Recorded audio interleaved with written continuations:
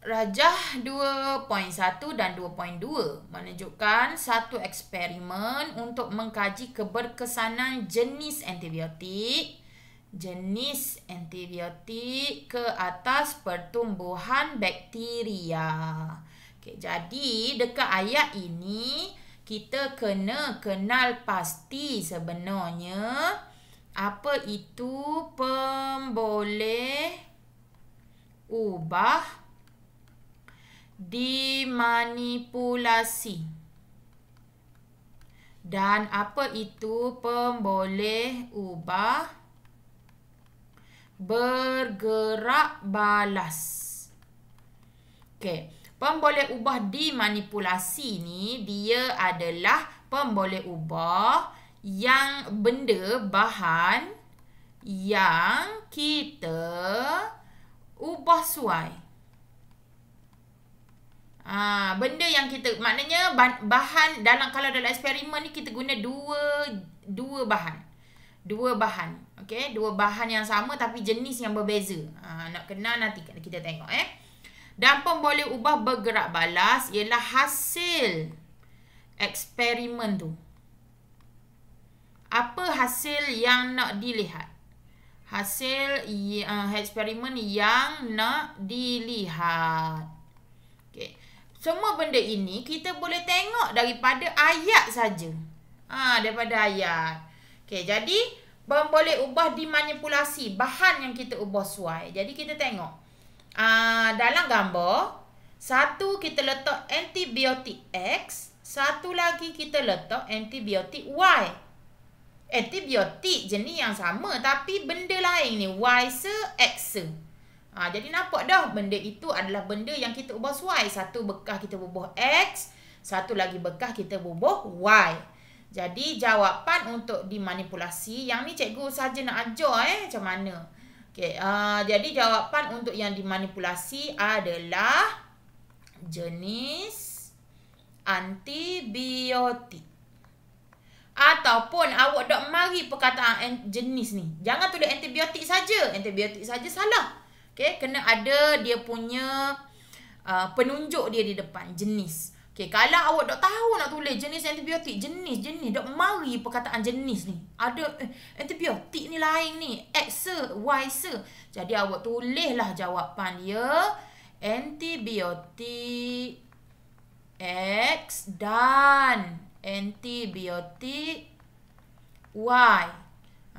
Bila tulis gitu pun diterima. Antara dua, mana se. Jadi boleh diterima.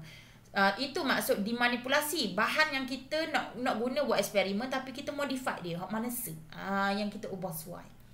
Dan hasil dia, selepas kita bubuh antibiotik, apa yang berlaku pada gambar? Awak tengok ni dia jadi besar kawasan jernih dia ni, kawasan putih dia ni, kawasan jernih dia panggil jernih.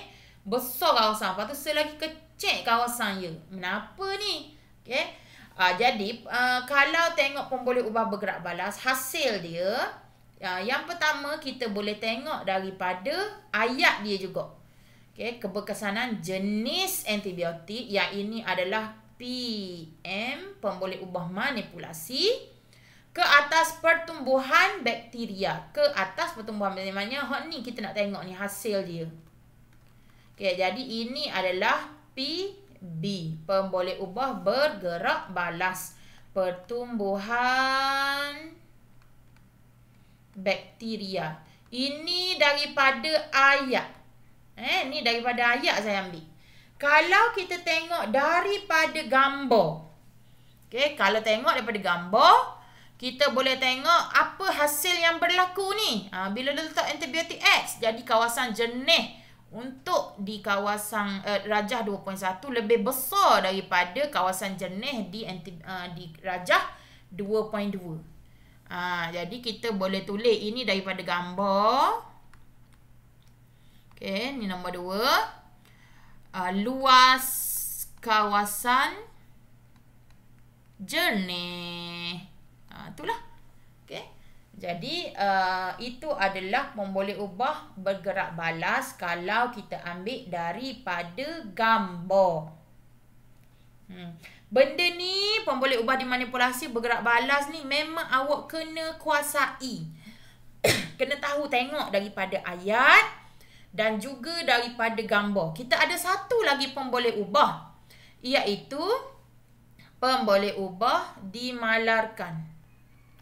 Pemboleh ubah dimalarkan. Okey, kalau dimalarkan bermaksud benda itu ni biasanya kita tengok kepada pemboleh ubah dia lah ni. Pemboleh ubah dimanipulasi, apa benda yang kita samakan dia. Kita memang kita letak satu antibiotik X, satu antibiotik Y, tapi kita mesti samakan dia kuantiti dia ke apa ke, saiz ke, kuantiti antibiotik kena sama banyak ke, saiz antibiotik kena sama banyak ke. Kalau tak, mana cik kalau antibiotik X kita bubuh 10 hutir dalam rajah 2.1. Kalau antibiotik Y kita bubuh sutir. Jadi memanglah nampak antibiotik X akan bagi kesan yang kuat sebab kita bubuh banyak. Tapi sekarang ni kita nak sama ratakan dia supaya bahan sama banyak, supaya eksperimen itu adil. Aci. Kalau dak aci lah. Sutir banyak, sutir sikit mana aci. Kalau hak banyak tu menang. Gitu. Okay. Jadi kita tengok pada antibiotik, apa bahan yang kita tahu dah antibiotik yang sama banyak ia letak. Jadi apa benda yang sama banyak? Kita boleh tengok sama ada, okey, yang pertama ikut gambar sama ada saiz antibiotik.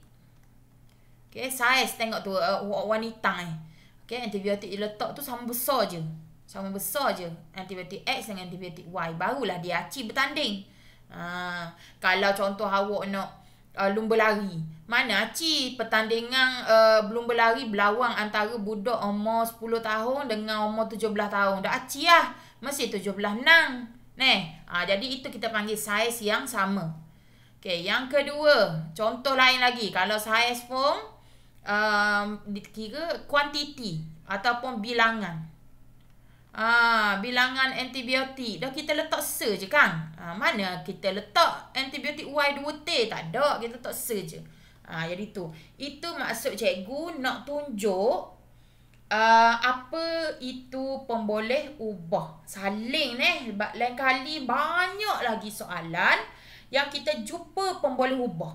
Jadi kalau awak boleh kuasai, insya-Allah tak ada masalah langsung untuk jawab struktur soalan bahagian A. Okey.